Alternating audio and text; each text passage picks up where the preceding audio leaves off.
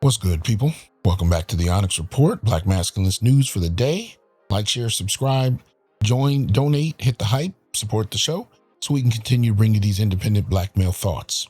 Now, hate to start off with bad news, but rest in power. This one was a little unexpected in a weird way because you don't hear much about her, but this is a shout out to Minister Farrakhan and his late wife, Khadijah, who apparently passed at 90 years old. Mother Khadijah and Louis Farrakhan would have celebrated their 73rd wedding anniversary this September, right? I don't know too many other people I can point to that have been married almost 73 years. So shout out to Mother Khadijah Farrakhan, wife of Louis Farrakhan, dying at the age of 90. Much respect to her and to the good couple. Yeah, I don't wish this on anyone. I've been through it, and yeah, you can say 90 is a full life, but you know, who's to say what's full? When you live in it, you live in it. It is what it is. Anyway, a message from the Final Call website says the Honorable Minister Louis Farrakhan is with deep sadness, yet with profound gratitude to Allah, informs you that his beloved wife of 72 years, First Lady of the Nation of Islam, Mother Khadijah, has returned to Allah. May Allah be pleased. We thank Allah for the precious life of a loving wife, mother, a faithful, devoted follower of the Honorable Elijah Muhammad. Mother Khadijah will forever be cherished. It kind of goes from there. But yeah, the Farrakhans married in 1953 at St. Serpian's Episcopal Church in Boston. They had 9 children together, including Louis Farrakhan Jr., who preceded his mother in death in 2018. Mustafa, Joshua, Nasir, Abner, Donna, Hanan, Maria, Fatima, and Kalada. I don't know if that picture was supposed to come through, but it would have been nice to see. Anyway, yeah. That's a rough one, you know. It says, throughout the night, expressions of love and gratitude for Mother Khadijah, known as the First Lady and Mother of the Faithful, rang out with reverence. Yeah. So nothing about what may have caused it, but, you know, it's probably more than anything else, natural causes. So again, shout out to the good couple. The next one up, as you guys know, I kind of do these organically in terms of the sacred black masculine. But we have another one, and unfortunately, this one is a somewhat sad yet heroic gesture unto itself. Check this out. In with a community in grief. In a Channel 2 Action News exclusive, we are hearing from someone who knew a 16-year-old who was shot and killed. She was his mentor. Jalil Jones was gunned down on Mount Zion Road in Clayton County 1 week ago. He was protecting another boy who was being targeted. Channel 2's Aaron Rogers live. And Aaron, tonight there is that growing memorial, and you're right there. And George, I want to show you this memorial. Take a look with me. You can see Jalil Jones' nickname written out in candles, but perhaps the most touching is this 16 candles right here, because that is how old he was. You can also see the teddy bears, flowers, balloons. But if I take you back to this poster, all of the signatures, it really just shows how loved he was in this community. Lil Rob! Give it up for Lil Rob! If you know him, you called him Lil Rab. Whether you called him that or Jalil Jones, He was well respected. He was a 16-year-old kid. And yeah, we took a big loss here in Jonesboro. Clayton County Police say last Friday evening a dispute between several people escalated into gunfire, and Jones became the victim. His mentor, Lanice Wilkes, told me he was trying to stand up for a boy who was being bullied. He was outside trying to help and protect the young boy who needed help at the time. On Tuesday, police arrested Joshua Clinton, who's now facing several charges, including murder and aggravated assault. As far as the suspects, I just try not to get my emotions involved in that. Because she says her emotions have already been up and down the past 7 days. It's so still surreal as far as like knowing that I can't just call and check up. Wilkes says Jones didn't have the easiest time growing up, but he was headed down a good path. I do know Reb just started employment. He was working towards getting his driver's permit. He was set to be starting school this August. Before it all got cut short. We just want to make sure justice is served and that he has a great home going. An emotional time for all who knew him. So, Aaron, you're back out live with us now. The suspect here, Joshua Clinton, also facing charges unrelated, though, to the death of Jones. He is, George. Clayton County Police say they were able to link him to another shooting that actually happened after the homicide, so he will be facing additional charges for that, according to police. But as for that homegoing she was speaking of, the family has set up a GoFundMe, and all the proceeds will go to help bury Jalil Jones. George? We're going to go ahead and put that GoFundMe on our website, WSBTV.com. Aaron, such an emotional night for all of those who knew that 16-year-old. All right. Sad to hear about that. But at the same time, very proud of this young man for protecting somebody who was in need. And that is definitely a noble thing. So I wanted to honor him with some acknowledgement. So shout out to him. But nevertheless, a sad thing, you know. It's just, you know, to be that young. We see these kind of things happen all the time in terms of the actual deaths. But we often don't celebrate the acts of courage and nobility. You know, we don't even hear about them really. So I just wanted to take a moment to acknowledge those two individuals and to, you know, wish them both their families, my condolences and whatnot. So anyway, so to get started, as far as the topic now today, kind of wanted to have a conversation about what men need to do when tailoring relationships with women, especially when you take female entitlement into regard. And that's why it's titled The Hidden Cost of Female Entitlement, Why Black Men Must Treat Relationships Like Risk Management. It's extremely important that we figure out how exactly to, you know, kind of strategically put together relationships, because for us, the cost can be dire. Right. And the first thing we got to do is to, you know, kind of get a grasp of her environment, her day-to-day living. And, you know, one of the things we have to ask is how you see yourself fitting in relation to that. What do I mean? Well, a little funny, but this is an example unto itself to act. Right. So this becomes one of those things I was talking about in terms of measuring her environment. Now, she may not present this way when you meet her for the first time, talk to her, but you have to pay close attention to her environment, how she acts, how she engages, what she deals with, because you want to get a hold of this information before you get into any kind of relationship, right? But on a larger note, what today's show is dealing with as well is that women can typically get away with quite a bit. And it's kind of related to the last show I pre-recorded I did when I talked about society's infantilization of women in terms of policy and application. But it is real in that respect. And we see all kinds of things that I'm going to show you a few things that they're able to do that men cannot really fathom doing.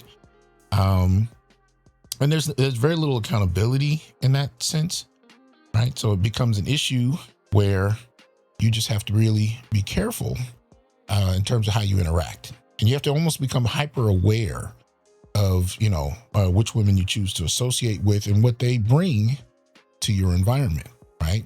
Because her whole behavior can offset your entire life.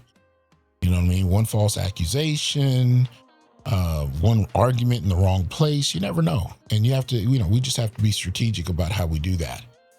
You know, paying close attention, and this is generally referred to as vetting, but it is real, right? And unfortunately, you know, even if you're dating abroad, there's no perfect place where you don't have to vet. You always got to keep your eyes open and keep your head on a swivel, because you really don't want anyone to kind of overturn the direction of your life. Now, sometimes you're in deep and may feel like there's no way to change. And if you've grown accustomed to that and you're good with it, hey, as my cousin used to say, you like it, I love it.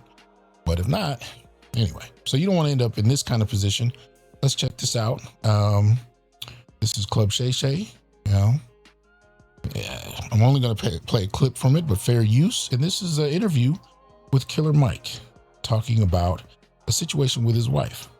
It was this dancer, man. I was smitten by this dancer, but I knew I wasn't supposed to be doing what I was doing. My old lady didn't like this dancer. She liked my old lady, but it was a lustful way. My old lady wasn't interested. And I just had too much fun, man. So I done had too much fun at the girl spot one time, and I got out of there, man.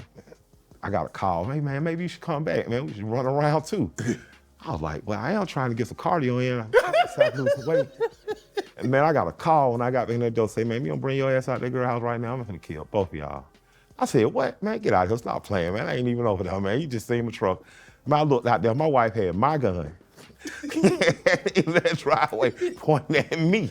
I was like, okay. Damn, I was like, Henry, and the Goodfellas, I woke up like, hey. I got in that truck, man, I scooted on. She said, I ain't never seen your fat ass run so fast in my life. Now, being monogamous got a lot easier after that. But what killed me is she drove straight to my Auntie Deborah's house. My Auntie Deborah was the aunt that, encouraged me to read. My Auntie Deborah was she was into Zen and just peacefulness. Man, I walked in there, man, my auntie said, man, I've never been so disappointed in you in my life. Ooh. Oh, man, I would have rather got shot. Damn. I literally would have rather got shot. Because you had so much respect for Deborah, your Auntie Deborah. Yeah, man. And to hear in her voice and to see it in her eyes how disappointed she was. After that, the rules changed. After that, I was just like, man, I like you, but you just gotta holler at her. If you can convince her that we like each other enough and you ain't no problem, man, I love to do a twirl in the wind with you, man. But I don't want to get shot, and I don't want my Auntie Deborah to feel like that again. Right. So, I would just say, let tailor fit your marriage for you. I can't tell you what monogamy is the best thing for your marriage. Because when I see some of my Muslim brothers that have 3-4 wives, all their kids scholarship in the school. A lot of my homies have been monogamous, they got to pay for private school and for college. So the dynamics of marriage are more than just who you land with, or monogamy and non-monogamy. They're how do I partner with this person? Because I know a lot of, we visited, man, we have some dear friends, they're both attorneys. Man, Peach and Howard, they're amazing attorneys. She was already an attorney. Her husband sold his janitorial business, went on to become an attorney. They just some of them black folks should be proud to brag about. But they left me in the garage with the husbands one time. So we down in Tampa and Ybor City's there. They got a nice strip club there. So I'm like, let's go to the strip club. And the guys went, it turned into a slave plantation when you saying Harriet coming. Oh, no, I don't know about that, boss. It's interesting he's saying that and joking about that because he just did that a second ago. But, which I'll get to in a moment. But I only stopped to hear just to comment very quickly. I've seen that dynamic as well. Husbands who, were definitely afraid to speak when their women were in the room, afraid of certain topics to be brought up. These are usually the gentlemen that'll listen to, shows that are considered controversial in the car before they go in the house in the evening, that kind of thing. And whatever you got to do to navigate your marriage is whatever you have to do. I think I'm talking now more so to single guys who may plan to one day marry. And I'm just kind of really, suggesting that you pay close attention to who you marry, because in many ways, it may not be permanent, but it's going to take up a significant portion of your life to deal with. And you really just don't want to be in a situation where you're damn near held hostage in a certain respect. But I think on a larger scale, I do want black men, married or unmarried, to, really kind of come together and define, the nature of manhood for us and what that means, and really let women know that this is a standard that they're going to have to accept, because all of this kind of kowtowing is ridiculous. And I can tell you, I really haven't seen other communities do this. I mean, we have a legacy in the black community of almost kind of low-key bragging about black women who dominate black men. Right? Story, just the way Mike just told the story about his woman bringing a gun, against him because he was at some other woman's house. I mean, we tell these kind of stories in the black community, almost in some kind of low-key celebratory factor. And it to me, it's ridiculous. I don't see any other group of men doing this, but this is something we've kind of learned how to do. And you're almost kind of low-key bragging about how masculine your wife can be and how violent she can be. And I've seen a lot of men do this, older men especially, growing up, listening to these kinds of stories where you laugh and it's kind of self-deprecating humor. My wife don't play that. I can't do that in front of her and that kind of thing. And I think for many men, the kind of era we're moving into, men are really moving away from that level of compromise. But I'm going to let them finish. And I was like, man, what's wrong with you? And I was like, your wife don't go to club. I gave a speech. This shit was Braveheart worthy. I'm gonna get the men that we going out. The next day, Peachy and Shay get me in the kitchen. They say, oh, Mike, and Peachy like a sister to me. She said, yeah. I said, yeah. She said, oh, the wives had a talk, and they don't really want you. And Shay comes in and says, stop talking, shut up. I said, what you talking about? She said, stop talking to wives' husbands, because you give them some idea that they can live like us, and they can't live like us. They don't.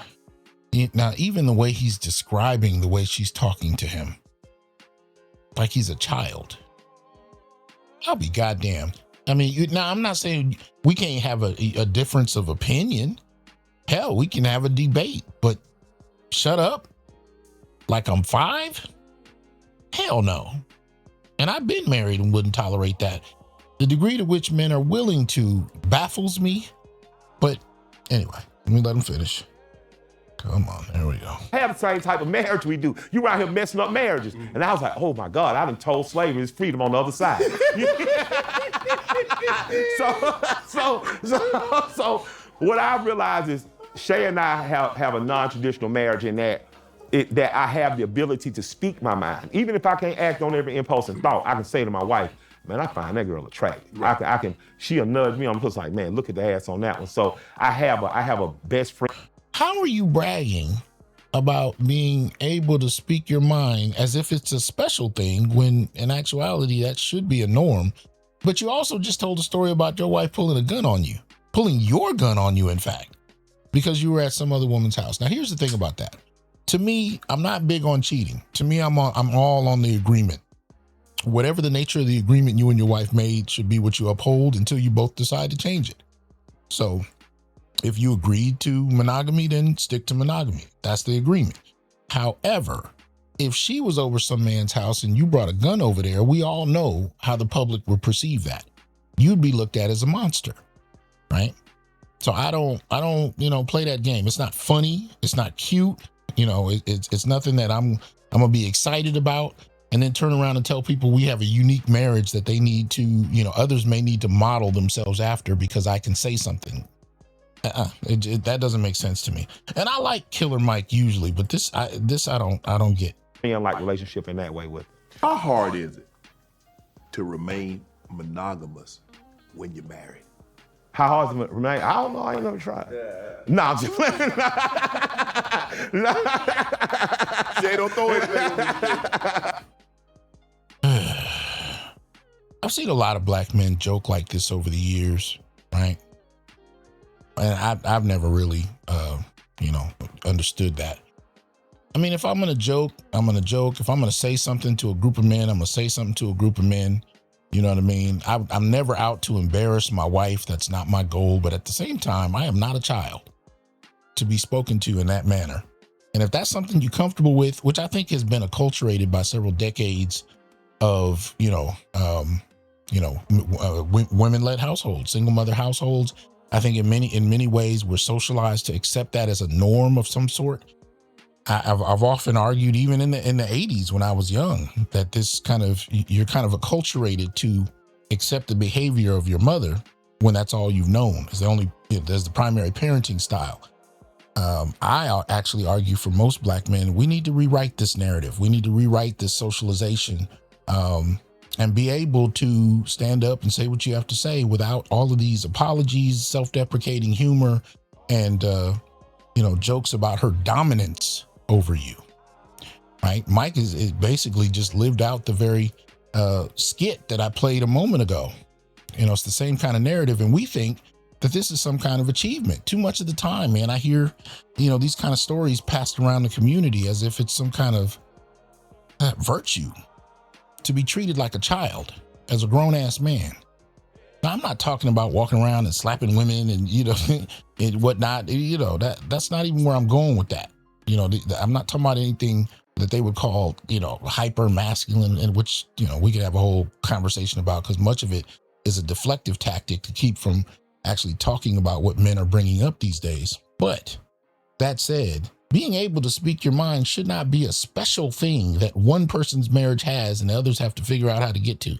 No, we are adults, and I plan to act that way. And if that's not something you can handle, then that's not a problem I'm going to stay up worrying about, But this is what I mean about being very careful about who you get with, because that decision alone will heavily influence, your own life. But there are a lot of different scenarios that we're going to point out in terms of the type of entitlement that many women have been able to develop over time, and how we need to be very careful about who we associate with. So here's another. Let's see. This young lady here. Now, this is dated June 25th, and it's from the Laurel Police Department. It says, Laurel police arrest woman after false sexual assault allegation. On June 4th, 2026, the Laurel Police Department Criminal Investigation Unit responded to a report, to a reported sexual assault that allegedly occurred in the 100 block of Delaware Avenue. Detectives were requested after patrol officers made contact with the alleged victim, identified as Alexis Hawkins, 21, of Centerville, Maryland. During the initial investigation, Hawkins reported that she had been sexually assaulted earlier that day by a male subject and was receiving medical treatment at Tidal Health Nanticoke Hospital, I guess. As part of the investigation, detectives conducted multiple interviews, reviewed surveillance footage, examined electronic communications, and pursued numerous investigative leads to determine the circumstances surrounding the reported incident. Throughout the course of the investigation, detectives discovered substantial evidence contradicting Hawkins' account. Surveillance footage directly refuted the reported sequence of events. Electronic communications were inconsistent with the allegations, and the additional investigative findings further disproved her claim.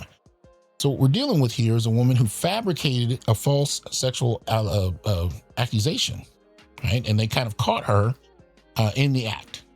Based on the totality of the evidence, investigators determined that the reported sexual assault did not occur, and that the allegation had been intentionally fabricated after Hawkins was reportedly rejected by the accused individual.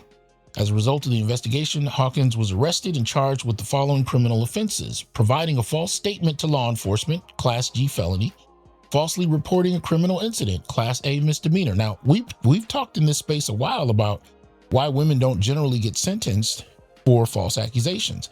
And it's not because it was never illegal. It's just that most don't prosecute. Most don't seem to hold women accountable. But by the law, it is illegal. And at least in Maryland, it's Class G and Class G felony to provide a false statement to law enforcement, and a Class A misdemeanor to falsely report a criminal incident.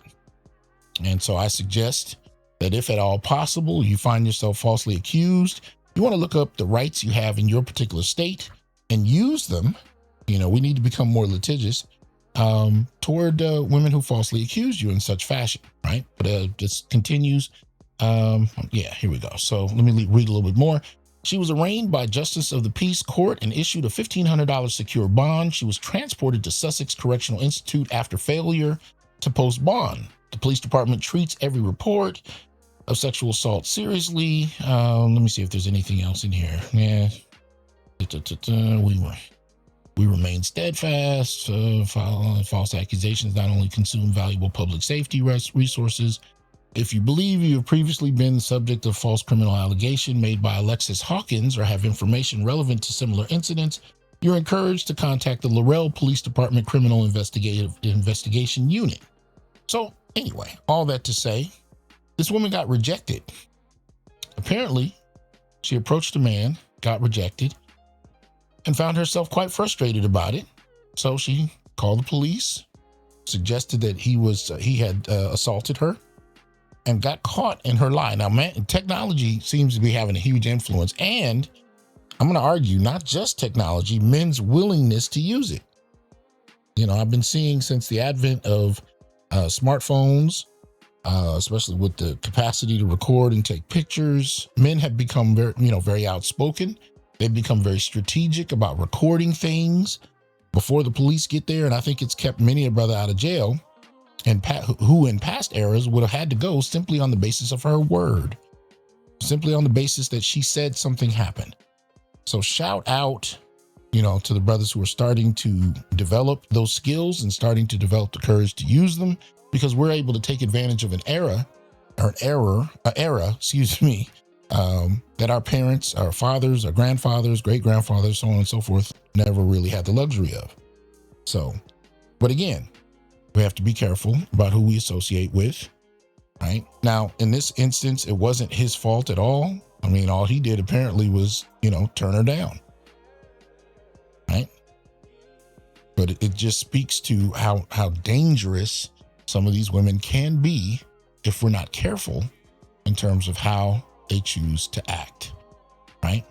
Let's check out another situation. And this one speaks to how women are held accountable, or to what extent they're held accountable. We've talked about this many a time on my channel, but some of the current examples have gotten to be, I don't even know how else to put it. They've gotten to be so egregious that it's just absolutely ridiculous. All right, so here we go. This is an interesting case that you got to see to believe. The teenage son of a disgraced mayor in Louisiana was overheard screaming that his mom, quote, effed his best friend after a drunken pool party where she allegedly had sex with a boy, according to reports. The wild alleged confrontation comes as damning witness testimony and new evidence continues to emerge in the trial of Misty Roberts, the 43-year-old former leader of DeRidder, Louisiana. Roberts allegedly committed the disturbing sex crime during a booze-filled pool party on July 20th, 2024, which she offered to provide alcohol for her son and his friends. Jurors heard from Jill Weaver, the best friend and former sister-in-law of Roberts, that she overheard the tense exchange between Roberts and her son after she was asked to come to the boozy party at around 8 p.m., according to the Lake Charles American Press. He was saying Roberts effed his best friend, Weaver recalled of the party at the Beauregard Parish County trial, in which she also claimed Roberts was the most drunk she'd ever seen her. Weaver would eventually text her own son to lie till you die about the chaotic night, and admitted she spoke to Roberts about how to keep the kids from reporting the alleged assault they witnessed to authorities. Roberts' son told investigators in an interview played for jurors that he saw his mom having sex with his pal through a crack in a window, but said later in court that he wasn't exactly sure what he saw that night, according to KPLC. So now you have all that evidence, all that witness testimony.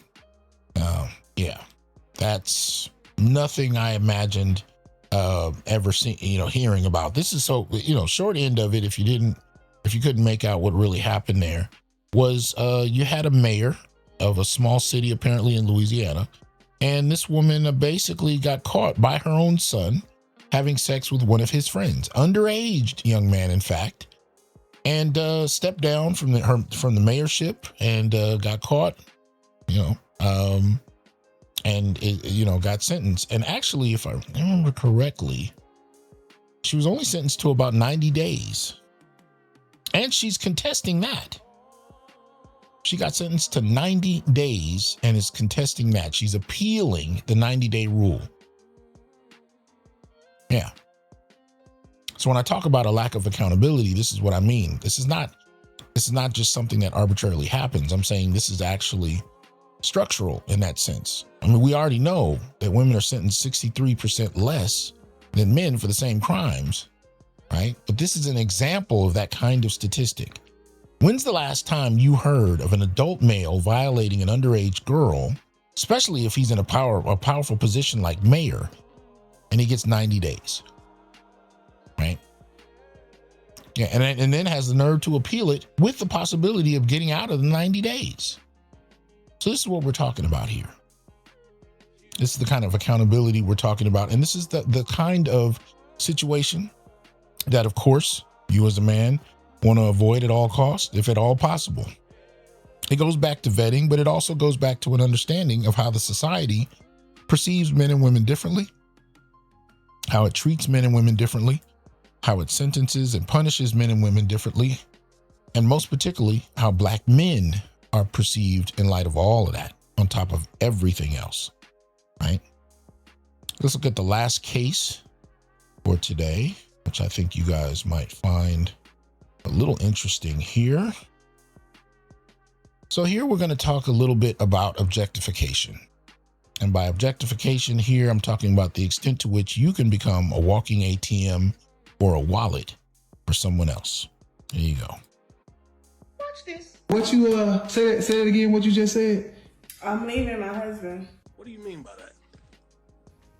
that? Why you said you leaving your husband? What's funny? Like, I'm leaving your husband.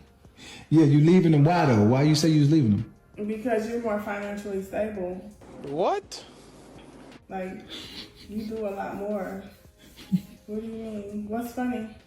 Nothing. I mean, I feel like I need some type of financial stability in my life. Like, my husband not providing that. You are a better provider than my husband. Hey, y'all, come look at this. Okay, don't y'all got kids? I mean, yeah, but what they got to do with me needing happiness? Like, he's not making me happy. He don't buy me nothing. Like, you do all of that type of stuff for me. Okay, was it ever the plan for us to like really make this a thing? In a way, yeah. Okay. You know how girls always say, "May this type of love find me." Yeah. Like, that's the type of stuff that you do for me to make women say that. Yeah. But did we have actual plans? Like, I actually agreed that this is what we was gonna do. Like, it was gonna become a thing. We had to agree on that. Oh Lord. Wow. Again. Again. Because I'm good and comfortable on your couch right now. Wow. Okay, yeah, you are. However, did I agree to be with you in that way? Like, or did we ever say that this is going to turn into something? Get ready. When I'm ready, right? That was a lie. Wool up, just wool up. Like, I'm gonna be honest with you. Like, I thought you took it as a joke. We was joking around. You know what I'm saying? People So say, why you do everything for me? Cause like I don't have to put up with you. Like, honestly, I'm gonna be honest with you. Like, Buddy is the one that has to really deal with you, not me. Emotional, damn it. That's like, crazy. I pay you to leave, honestly. Have you ever heard the term monkey branching? Well, it's when someone doesn't let go of one relationship until they find something they think is better to swing to. This woman didn't say she was leaving the relationship because it was unhealthy. She didn't say that she was trying to fix her marriage for years. She said she was leaving because another man was better financially stable. Now let me ask y'all something. When do we start confusing a better provider with a better partner? Because those things aren't the same. She had already planned on going to the next chapter in her life. She thought she was leaving one house and walking right into the next. She even thought her kids was coming. Meanwhile, this man over there looking confused, asking, wait, did I agree on this? And that tells me something. Sometimes we're having two totally different relationships with the same person. One person is building a future in their head, while the other person is thinking this relationship has no future at all. So here's what I want to know. Should you ever leave a relationship for another? Or should you only leave because you decided the relationship that you're in has reached its end? And one more thing. Do y'all think monkey branching actually works? Because if the new branch breaks, you lost the old one too. I would love to hear your thoughts. Let's get this conversation started. All right. So there you go. There you go. You got a case of a woman who is overtly objectifying a man, willing to leave her husband because the side dude gives her gifts, which she interprets as love, apparently, and blames her husband for not being able to provide. All right. Now, this man was smart enough to turn her down, but there are plenty of men that aren't and kind of walk into situations they end up regretting later. But whether it's a matter of a domineering, exploitive woman, whether it's a matter of a woman who's willing to falsely accuse you of something just to get her way, whether it's a woman who's willing to commit acts of sexual assault and get away with it scot-free, or someone who's willing to objectify you for resources, we need to be vigilant about making sure you keep these kind of people out of your lives.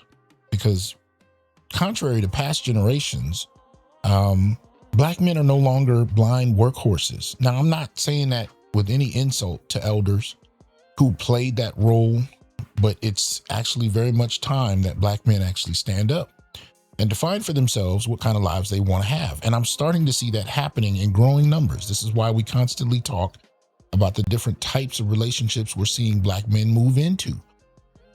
You know, and the two dominant ones that I'm seeing most are monkhood, and passport bros. But then the other one are relationships that are, you know, mutual, reciprocal, and more than likely not leading to marriage, not leading to anything formal. And more men are moving to this model because it's effective. Because if you marry almost any of these women I presented, you're up a creek. You're in some serious trouble. So not having that full-on legal connection where she can get hold of your resources and so on and so forth makes things 10 times worse. But the fact that she still has the capacity to do some of the things I've shown women doing in today's video, you have to be very careful, because I want you guys to have a life that can remain autonomous from some of these exploitive kind of people. So you can continue to do things you need to do without having to go to court to deal with some of the characters we've seen a little bit earlier. So I want to know in the comment section, what have you experienced? What have you gone through? What have you seen? And what, in relation to some of the videos I've shown, have you witnessed that kind of highlights what I'm talking about what women are able to get away with and how they're able to bring that energy to your life, and if you're not careful, derail you altogether. All right. Hope everybody's well. I'll let y'all later. Peace.